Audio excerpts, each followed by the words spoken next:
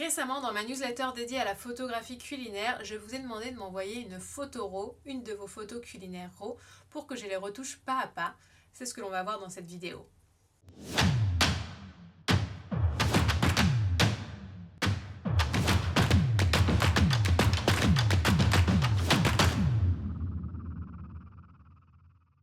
Bienvenue sur la photographie culinaire, une chaîne YouTube dédiée à tout ce qui touche au stylisme et à la photo culinaire. Je suis Mélanie, créatrice de recettes, styliste et photographe culinaire et également formatrice en photo culinaire. Vous retrouvez le lien vers mes formations en ligne dans la barre d'infos. Je publie une vidéo tous les samedis sur cette chaîne, donc abonnez-vous pour ne rien manquer.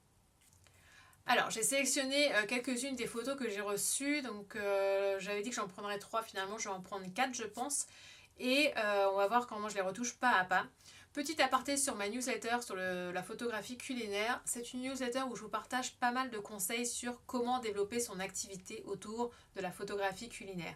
Donc, si c'est quelque chose qui vous intéresse, vous avez le lien dans la barre d'infos pour vous abonner. Vous recevrez une newsletter toutes les 2 semaines. Alors, on va commencer l'exercice avec cette photo-là. Donc, c'est une photo de la boîte à images de Steph. Donc, une jolie photo de fête. Ça tombe bien parce que prochainement, sur la chaîne YouTube, on va parler des photos de fête et comment donner une ambiance festive à ces photos. Donc là, on a une tour de sablé de différentes tailles en forme d'étoile. Et puis, on a une petite guirlande lumineuse en arrière-plan, des petites touches de vert. Sinon, on a à la fois du jaune dans la tonalité des sablés et du rouleau à pâtisserie, de la lumière, etc. Mais le fond utilisé est plutôt dans les tons bleus. Alors, ce que je trouve un petit peu dommage d'ailleurs, j'évite d'utiliser généralement des tons un peu froids et des tons chauds. Donc, soit des tons qui tirent un peu vers le bleu avec des tons qui tirent un peu vers le jaune. Donc, on va voir comment on peut modifier la tonalité sur cette image. Donc, j'utilise la dernière version de Lightroom. Donc, si vous n'avez pas le petit rond ici masquage, c'est que vous n'avez pas la dernière version. Donc, généralement, comment je retouche les photos, j'ai tendance à prendre les outils les uns après les autres, comme Lightroom l'a conçu, c'est-à-dire de commencer par les réglages de base, puis la courbe des tonalités, les couleurs, etc. Je n'utilise pas forcément tous les panneaux et il se peut que parfois je commence quand même par le recadrage ou par certains réglages locaux, mais généralement je finis par les réglages locaux ou maintenant masquage. C'est comme ça que ça c'est intitulé, ça a changé de nom. Donc ici, la balance des blancs, je pense qu'elle est plutôt bonne. Donc ce que je fais pour la balance des blancs, c'est que je prends la petite pipette ici pour sélectionner une zone neutre sur l'image. Donc là, c'est un petit peu compliqué. Les zones neutres, c'est soit du noir, soit du blanc. On a peut-être du blanc au niveau du sucre perlé. Si je clique dessus, voilà, on voit ce qu'il a fait. Il n'a pas fait grand-chose. Entre l'avant et l'après, on a un petit peu le fond qui est un petit peu moins chaud. C'est pas énorme, donc voilà, c'est pas forcément indispensable. Je vais pas forcément rentrer dans le détail de tous les curseurs, sachant que j'ai fait une vidéo, sur, comment je retouche mes photos sous Lightroom. Vous trouverez le lien, juste, en haut là, sur cette vidéo. Donc je vais maintenant passer au réglage, de base. Donc là, je vais ajouter un petit peu de lumière, un tout petit peu. C'est une photo de fête, donc j'ai envie d'avoir quelque chose d'assez lumineux. J'ai pas envie d'avoir une photo, dark and moody. De toute façon, là, on a beaucoup de tons clairs, donc j'ai plutôt renforcé ces tons clairs-là. Je vais ajouter un tout petit peu de contraste, mais finalement, c'est pas tellement le curseur contraste que j'utilise. J'ajoute du contraste avec les autres curseurs, notamment avec ces 4-là et puis avec, la courbe des tonalités. Donc généralement, j'aime bien descendre les hautes lumières, donc ce que je vais faire ici, je vais diminuer les ombres en les faisant aller vers la droite. Ça me permet de récupérer un petit peu de lumière sur la droite des sablés. Déjà au niveau de la composition, quelques mots. Ici, ce que j'aime bien, c'est que les sablés sont plutôt sur le côté droit de l'image, donc plutôt au niveau de la règle des tiers. Si je vais sur recadrer, on voit que c'est pas tout à fait le cas. D'ailleurs, je vais commencer par ça. Je vais recadrer l'image au format Instagram, donc 4/5 et puis je vais vraiment mettre la tour sur le tiers droit. Voilà, donc ça permet vraiment de recentrer l'attention sur le sujet. Le sujet apparaît un petit peu plus gros. Ensuite, je renforce les blancs pour ajouter vraiment de la lumière à l'image et je vais diminuer les noirs. Alors généralement, pour ajouter du contraste, je renforce les blancs en allant vers la droite et puis je pousse les noirs vers la gauche, ce qui me permet de rajouter un petit peu de contraste. Mais ici, je vais pas trop pousser, parce que, après, je trouve qu'on a une photo un petit peu plus foncée et je préfère, avoir une photo d'un les tons clairs comme je vous le disais. J'ajoute un petit peu de texture, un petit peu de clarté, ça aussi, ça permet de renforcer le contraste. C'est pour ça qu'il faut aller léger avec, ce curseur contraste quand on utilise les autres curseurs. Après, vous pouvez toujours revenir en arrière, c'est-à-dire que si vous voyez qu'en poussant la clarté et la texture comme vous le souhaitez, ça augmente trop les contrastes, vous pouvez, diminuer le curseur contraste après. Un petit peu de vibrance et puis je vais désaturer comme je fais toujours et puis on va voir les couleurs, comment je vais gérer juste après. Ici, au niveau de la courbe des tonalités, pareil, je vais faire une courbe en S pour avoir un petit peu de contraste, mais pas trop. Je vais éviter de descendre trop les noirs en fait. Je vais monter un petit peu les blancs là, donc je monte un petit peu le curseur ici, mais les noirs, pas tellement. Voilà. Maintenant les couleurs. Donc qu'est-ce qu'on a comme couleur dans l'image? Donc comme je le disais au début, on a un petit peu de ton bleu avec le fond et puis on a, plutôt des tons chauds avec la tour, la lumière, le rouleau à pâtisserie et on a un petit peu de vert. Donc ce que je vais commencer par faire, c'est enlever le bleu du fond de l'arrière-plan parce que je voudrais vraiment, garder une seule teinte à l'image, donc plutôt dans les tons chauds. Même si à Noël, on peut avoir, des photos qui vont avoir tendance à avoir les tons froids un petit peu comme on fait les photos quand il neige. On a, une tonalité froide qui apparaît sur l'image, donc c'est pas si dérangeant que ça. Donc ce que je vais faire comme je vais quand même le faire ici parce que j'ai envie de voir ce que ça donne. Donc je vais sur, TSL ici et je vais cliquer sur tout. Donc si vous n'avez pas tous les curseurs qui apparaissent d'un coup, c'est que vous êtes soit sur teinte, soit saturation, soit luminance. Moi j'aime bien faire tout apparaître et là je vais prendre la saturation du bleu et je vais le diminuer pour faire tendre vers le gris. Vous voyez, on voit vraiment la différence avant, après. Ça tombe bien parce que de toute façon le bleu, on en a uniquement sur le fond donc il ne faut pas se gêner et on peut utiliser tout simplement le curseur saturation pour baisser la saturation de tous les bleus. Le vert du sapin, je vais prendre le petit curseur qui est ici et je vais le placer sur les épines pour qu'il me sélectionne vraiment la couleur. Donc là, c'est principalement du vert et un tout petit peu de jaune. Donc soit je peux le faire aller vers le jaune, soit je peux le faire aller plutôt vers le bleu. Mais d'habitude, j'ai tendance à le faire aller un petit peu vers le bleu pour donner un petit côté frais. Et là, en fait, je vais faire l'inverse, c'est-à-dire que je vais le faire aller un petit peu vers le jaune pour renforcer cette tonalité jaune que je souhaite donner à l'image. OK, la luminance, je vais voir ce que ça donne en me plaçant encore une fois sur le vert, puis je vais faire aller soit lumineux, soit foncé. Donc je vais plutôt aller, vers le côté droit, donc ajouter de la lumière au vert, je trouve que ça fonctionne mieux sur l'image. Je voudrais voir ce qu'on a comme teinte sur l'arrière-plan. J'ai l'impression qu'il y a un petit peu de rosé, mais peut-être que je me trompe. Donc je prends encore une fois la petite cible ici et puis je me déplace sur l'image. Je vais sélectionner un endroit de l'image et puis je vais rester appuyée et quand je vais monter, ça va faire aller le curseur d'un côté et quand je vais descendre, ça va le faire aller de l'autre côté. Donc effectivement, il y a du magenta et un petit peu de rouge, mais quand je déplace, ça a pas forcément une grosse, différence. Ça fait pas forcément une grosse différence. Par contre, je vais prendre la saturation et je vais faire la même chose et du coup, je vais plutôt désaturer. Voilà. Je vais pas toucher au color grading, je le touche peu, les détails non plus. On va zoomer pour voir si la photo est bien nette, c'est bien le cas. On a une faible profondeur de champ puisqu'on voit que là, les, sablés qui sont juste derrière la tour sont flous et pour autant, la mise au point a été faite au bon endroit, c'est-à-dire qu'on a bien le devant des sablés là qui est net, donc c'est vraiment bien géré. La photo est très chouette, hein, bravo Stéphanie, ça rend vraiment très bien. On va faire un petit avant-après pour voir où on en est. Donc voilà, on voit qu'on a ajouté de la lumière à la photo, on a enlevé un petit peu le bleuté, on a enlevé un petit peu le bleuté du fond, mais quand même, j'ai l'impression que la balance des blancs, elle tire toujours vers le bleu, contrairement à la photo de base.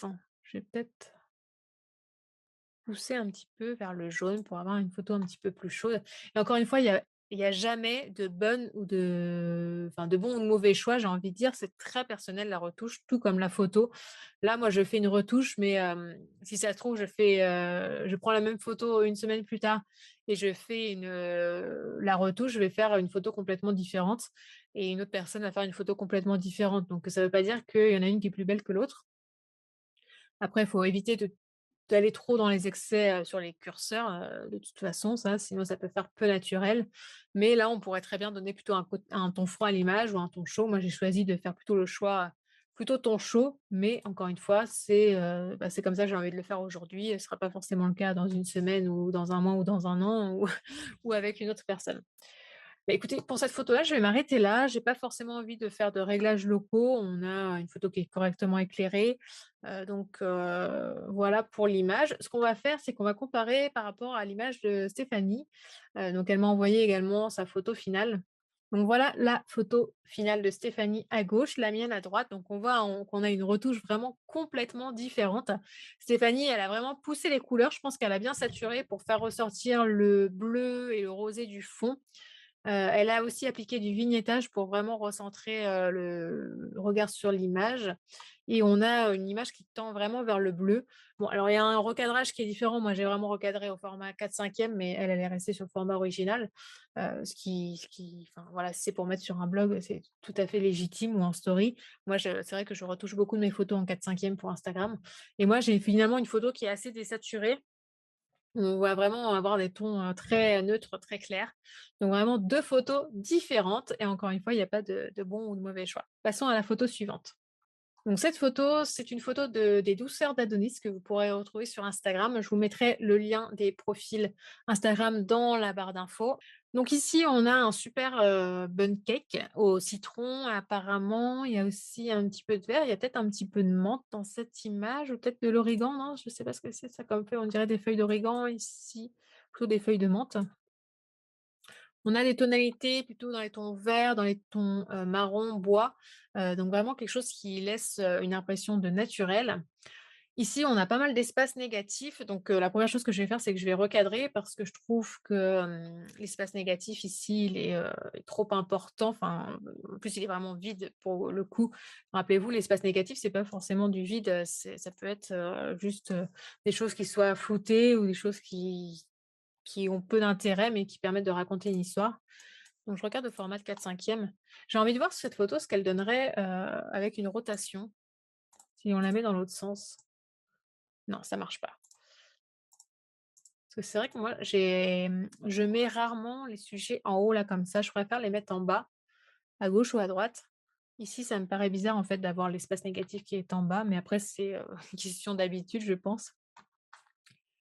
Donc on refait la même chose et je vais essayer d'accélérer parce que sinon cette vidéo va durer 1 heure.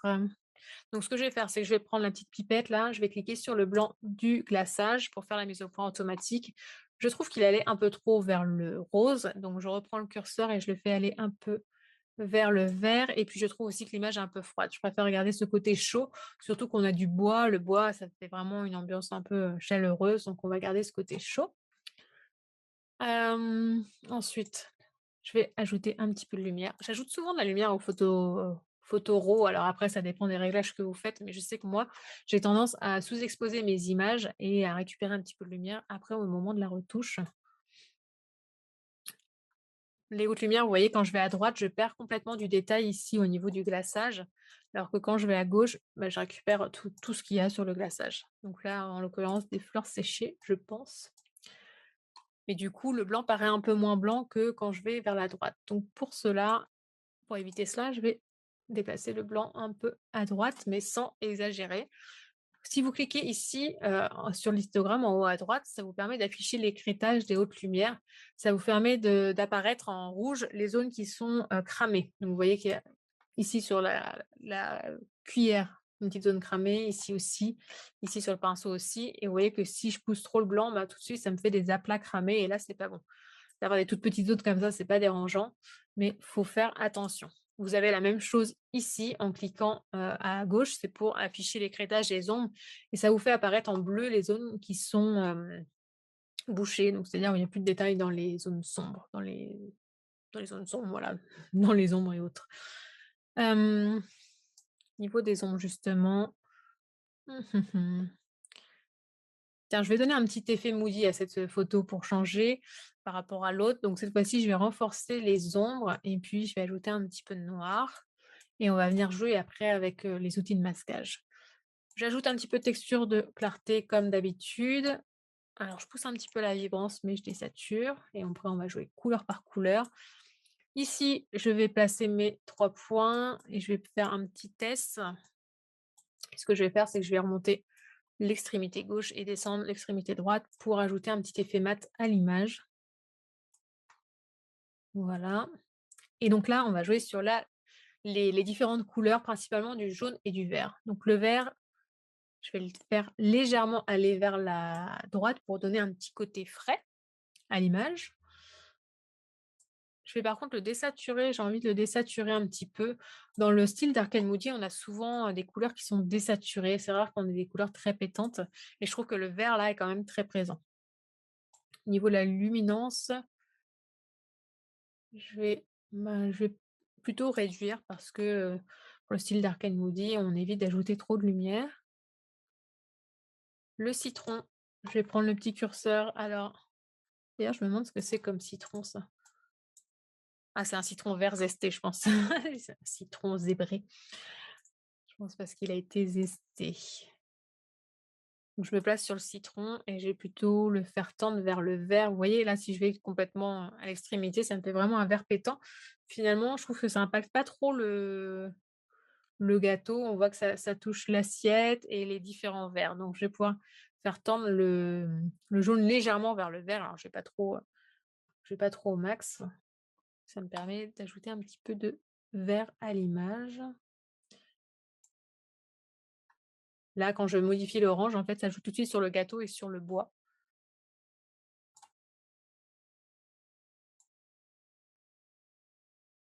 Je vais venir ajouter un petit peu de luminance orange. Voilà pour le cake. Maintenant, je vais passer aux réglages locaux. Donc, je vais prendre un dégradé radial, donc anciennement le filtre radial, et je vais sélectionner le gâteau. Donc, vous voyez qu'il y a 2 cercles qui apparaissent. Le premier, c'est là où 100 des réglages vont être appliqués. Et après, on va avoir un dégradé pour avoir quelque chose de pas net, en fait, complètement net, mais quelque chose de dégradé qui soit plus naturel. Donc, c'est ce qu'on appelle le contour progressif. Vous pouvez diminuer, enfin, augmenter, en fait, la distance entre les 2 cercles ou la diminuer. Je vais plutôt la diminuer. Et ce que je vais faire, c'est que je vais faire inverser pour sélectionner l'inverse. Donc là, il affiche en rouge, en fait, la zone concernée. Et là, ce que je vais faire, c'est que je vais diminuer l'exposition. Je vais venir ajouter des ombres. Le noir, non, le noir, ça va pas. Donc, je vais surtout diminuer l'exposition. Voilà, donc là, vous voyez, c'est un peu pour l'exercice, je vous montre ce qu'on peut faire, des styles différents en fait au moment de la retouche. On peut vraiment exagérer et venir ajouter des ombres. Alors, sachant que la photo n'a pas été prise dans un style dark and moody, c'est-à-dire qu'on n'a pas eu la lumière qui a été sculptée, on a eu une lumière plutôt douce, uniforme sur l'ensemble de l'image. D'ailleurs, je pense qu'on a un peu de mal à voir les ombres, en fait, où elles sont situées. Donc, je pense que la lumière, elle vient d'ici, en fait, en direction de la cuillère, là, du manche de la cuillère, et que la lumière est un peu placée en hauteur, ce qui fait qu'on a des ombres qui sont très courtes. Et c'est une lumière douce, donc avec un modeleur de lumière. Hop, je vais venir ajouter un autre filtre, mais cette fois-ci un dégradé linéaire pour foncer l'extrémité ici. Donc, on n'aura pas exactement une photo dark and moody parce que là, c'est principalement fait au moment de la retouche. Donc, on ne peut pas avoir la même chose que quand c'est pensé dès la prise de vue. J'ajoute un autre filtre, hop, ici pour vraiment foncer les extrémités. Voilà, et puis je vais reprendre un filtre radial, un dégradé radial, mais cette fois-ci pour ajouter la lumière sur le gâteau. Je réduis les hautes lumières pour ne pas perdre trop de détails. Voilà pour cette image. Voyons maintenant celle qui a été faite par les douceurs d'Adonis. Et voilà le résultat. Donc, on a 2 photos complètement différentes encore une fois. Sur les douceurs d'Adonis, on a, je pense, poussé les contrastes, la texture ou la clarté, puisqu'on a vraiment beaucoup, beaucoup de contrastes. À côté, mon image paraît plate. On a le bois et comment dire, le cake qui sont beaucoup plus renforcée, une image qui paraît un petit peu vieillie au niveau du traitement, alors que celle-ci, on a quelque chose d'un peu plus doux, je trouve. Voilà, donc 2 photos différentes. Encore une fois, il y a pas de bon ou de mauvais choix. Ça permet de voir, ce qu'il est possible de faire avec la retouche. Troisième photo, cette fois-ci, c'est une photo de MMLC, donc une pile de pancakes avec, des clémentines, des graines de courge, j'ai l'impression, un petit coulis là, caramel peut-être et quelques pépites, de je ne sais pas quoi. Je sais pas ce que c'est le violet, j'ai l'impression, ouais, je sais pas, du pralin ou je sais pas, tu nous diras dans les commentaires, heu et je sais pas si c'est non, c'est des pistaches, je pense ici, c'est pas forcément des graines de courge, elles sont un peu plus épaisses. OK, donc une photo, encore une fois, je pense que je vais la recadrer parce que, il y a autant d'espace, en fait, entre le haut de la pile ici et le bas de la pile ici. Donc on a vraiment la pile qui est quasiment au milieu et moi j'aime bien quand on a un sujet haut comme ça, laisser plus d'espace en haut pour laisser respirer le sujet. Donc je vais venir faire un 4/5 encore une fois et puis je vais monter. Ici, ça me permet d'avoir un peu plus d'espace en haut. Voilà. Je vais venir ajouter de la lumière à cette image. Alors, ce qui est dommage ici, c'est qu'on a un peu trop d'ombre sur le devant, je trouve. On a une lumière latérale, mais moi, j'aurais fait en sorte que la lumière vienne un peu plus éclairer le devant. Parce que finalement, c'est là où se pose le regard en premier. Il se pose sur le devant de la pile et elle est dans l'ombre. Donc ça, c'est pas grave, ça se retouche avec Lightroom. On va voir comment. Mais au moment de la prise de vue, j'aurais essayé de faire en sorte que ce soit un petit peu plus dans la lumière. Donc je vais réduire les hautes lumières pour ajouter un petit peu de détail là sur la clémentine qui est, dans la lumière. Donc je vais diminuer les ombres là. Donc voilà, quand je diminue les ombres, je peux vraiment récupérer de la lumière ici. Par contre, attention, du coup, on a une image qui est un petit peu plus plate parce qu'on perd les ombres. Donc je vais plutôt utiliser après un filtre, enfin un dégradé radial. Donc je diminue un petit peu les ombres, mais pas trop et on va venir avec un réglage local pour modifier ça. J'ajoute un petit peu de blanc et je vais ajouter un petit peu de noir pour avoir du contraste. Un petit peu de texture, un petit peu de clarté systématiquement. Je pousse la vibrance, mais je vais diminuer la saturation pour pas avoir une photo trop saturée. J'ai pas envie d'avoir une photo trop saturée ici. Donc je fais ma courbe en S systématiquement.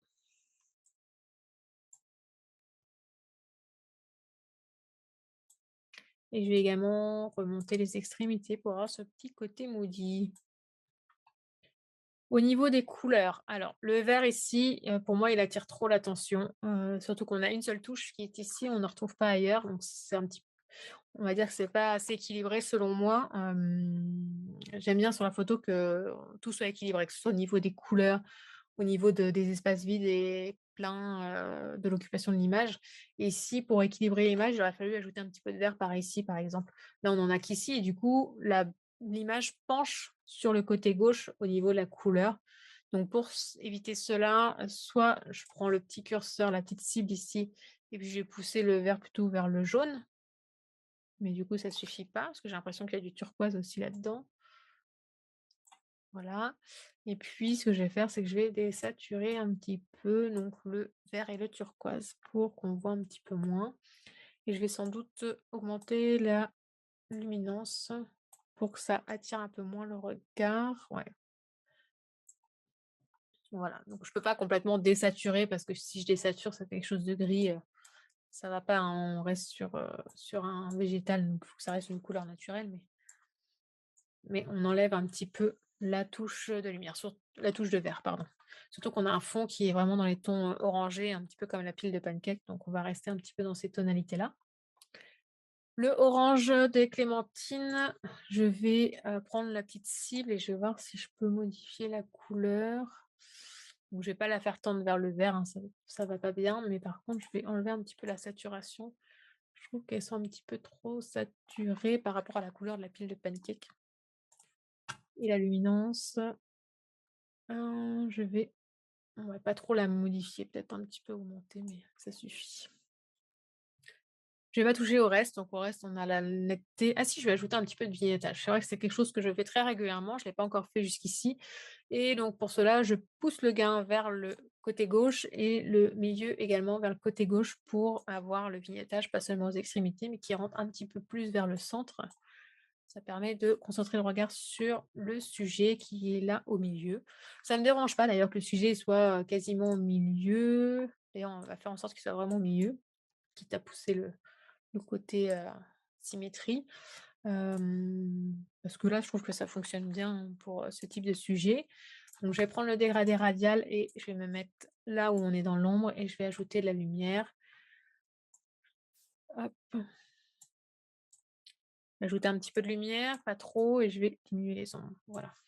En faisant le dégradé radial ici, ça me permet de diminuer les ombres, mais les laisser quand même présentes ici sur le côté droit. Donc ça permet de garder quand même un petit peu de dimension. Et avec un pinceau, hop, je vais venir enlever un petit peu de lumière sur le côté gauche, ici, avec l'exposition et les hautes lumières. Voilà. Alors, ce que je vous conseille aussi quand vous retouchez vos photos, c'est de venir avec un regard neuf. Par exemple, vous faites une pause, vous prenez un thé, un café, je ne sais quoi, et vous revenez après ou alors vous revenez 1 heure plus tard ou le lendemain. Ça vous permet d'avoir un regard neuf sur votre image parce que parfois quand on passe, 10 minutes, 20 minutes, une demi heure sur une même photo, on voit plus très bien ce qu'on est en train de faire et donc c'est bien d'avoir un regard neuf, de faire comme si on voyait cette photo pour la première fois et de se dire: «OK, qu'est-ce qui va pas sur cette image?» Et si tout va bien, bah, tant mieux, on peut l'exporter. Sinon, on peut, ajouter quelques, ajustements. Donc ici, je me dis que je mettrais bien un petit peu plus de vibrance. Pas trop non plus parce que tout de suite, cette clémentine-là, en fait, elle a la couleur est trop vibrante et je trouve ça dommage. Ouais, là, ça me paraît bien. Donc on va voir, le la photo, de MMLC. Donc voilà sa photo à gauche et la mienne à droite. Donc on a, sur sa photo, bah, elle a gardé le format original. Donc sur la mienne, on a la pile de pancakes qui est un petit peu plus, centrée, qu'on voit vraiment tout de suite. J'aime beaucoup le traitement qu'elle a fait. Elle a vraiment, foncé l'arrière-plan, elle a vraiment poussé le vignettage. Finalement, je trouve que ça renforce aussi l'attrait, vers le sujet, l'attrait du regard. Ça fait une photo un petit peu moody, pas trop quand même. Heu, alors d'ailleurs sur la mienne, ça me fait penser là qu'il y a peut-être un peu trop de bleu sur l'assiette.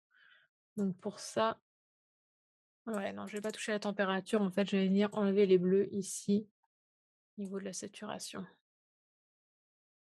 Voilà. Puis je vais pousser un petit peu les noirs pour renforcer le noir de l'assiette.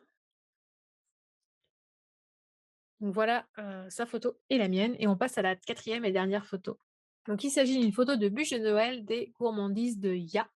Donc comme la photo précédente, je trouve qu'il y a trop d'espace en bas, donc je recadre direct. Donc finalement, j'ai recadré toutes les photos, contrairement aux personnes qui ont réalisé les photos. Hem, donc je mets le point ici, de la règle des tiers sur le devant de la bûche, ce qui permet d'avoir en fait, le devant de la bûche qui est sur, une des lignes de force de la règle des tiers et l'arrière qui est sur l'autre ligne.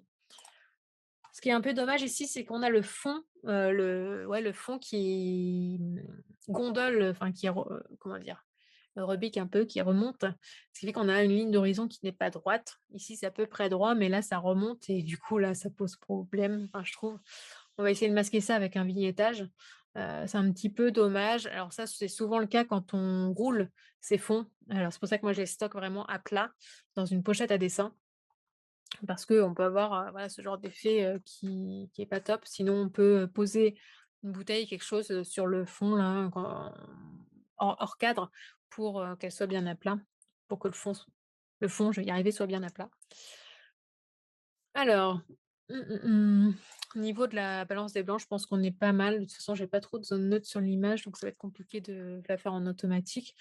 Mais là, mmh je vais peut-être ajouter un petit peu de chaleur ici, parce qu'on a des tons très chauds en fait. On a la bûche qui est couleur chocolat, on a beaucoup de bois sur cette image et on a des petites boules de Noël dans les tons jaunes ou crème.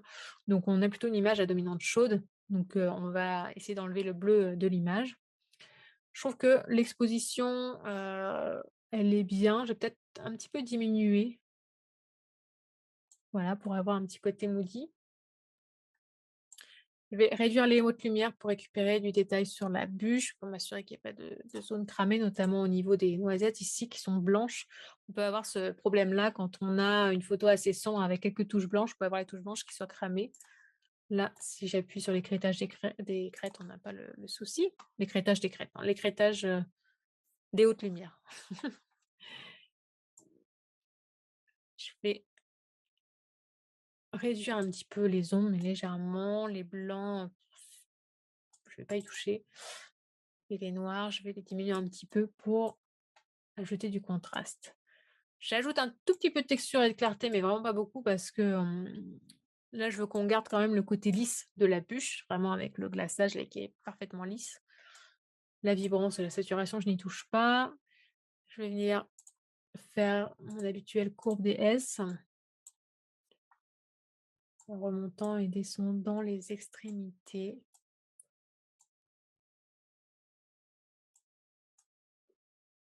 Pas trop non plus, parce que vous voyez, dès que je descends, là, on a la bûche qui devient toute noire plutôt que chocolat. Alors, je vais désaturer cette partie-là de l'image. Il me dit que c'est du violet.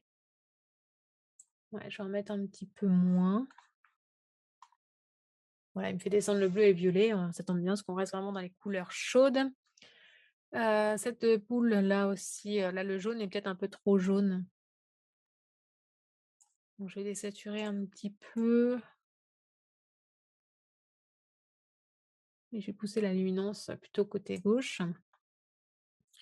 Là, ce que je vais faire assez rapidement, c'est que je vais faire le vignettage. Donc, je vais pousser le gain tout à gauche et le milieu aussi assez pour vraiment pousser le côté sombre vers le centre. Et puis, on va renforcer ça aussi avec des réglages locaux. Donc, je vais prendre le dégradé linéaire que je vais appliquer ici en bas. Je vais diminuer l'exposition. J'en fais un de ce côté-là.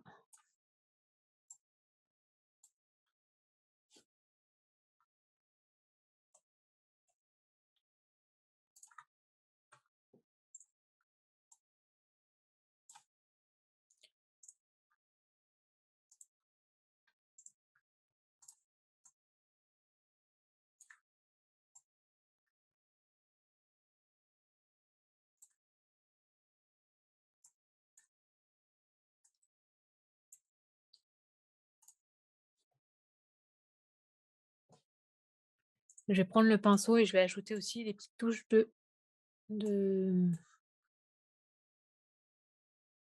Greenville.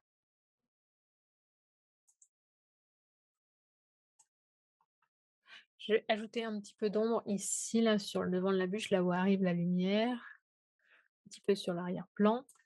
Alors attention, parce que si j'appuie sur haut, je vois que j'ai mis du côté sombre là sur la bûche. Donc là, je vais appuyer sur le moins pour soustraire du masque. Et avec le pinceau, hop, je vais venir enlever là où j'ai mis de l'exposition négative. Je vais refaire un pinceau et je vais rajouter encore un peu d'ombre ici, là. Voilà. Là, la photo me paraît pas mal. Voyons celle des gourmandises de Ya. Donc vous avez à gauche celle des gourmandises de Ya, donc on peut voir qu'elle tire, vraiment sur le jaune, donc on en avait discuté ensemble, c'est qu'elle a un petit problème d'étalonnage de son écran. C'est pas forcément volontaire. Elle a bien poussé le vignettage encore plus que moi, de façon à ce qu'on voit pas là le le fond et l'arrière-plan, qui sont pas droits. Hem, voilà, encore une fois, 2 photos complètement différentes, enfin, c'est la même photo, mais 2 retouches complètement différentes. Comme quoi la retouche, c'est vraiment important. C'est ce qui permet de finaliser votre image, c'est ce qui permet de donner, votre touche personnelle, votre touche artistique aussi, qui permet de donner l'image que vous avez envie de faire apparaître par rapport à ce que votre appareil a pris. Ce que l'appareil a pris, c'est pas forcément ce que vous voyez vous, ce que vous avez envie de faire ressortir. Donc la retouche, c'est vraiment un indispensable. J'espère que cette vidéo vous aura plu. Si c'est le cas, dites-le moi dans les commentaires, je referai peut-être l'exercice. À très bientôt.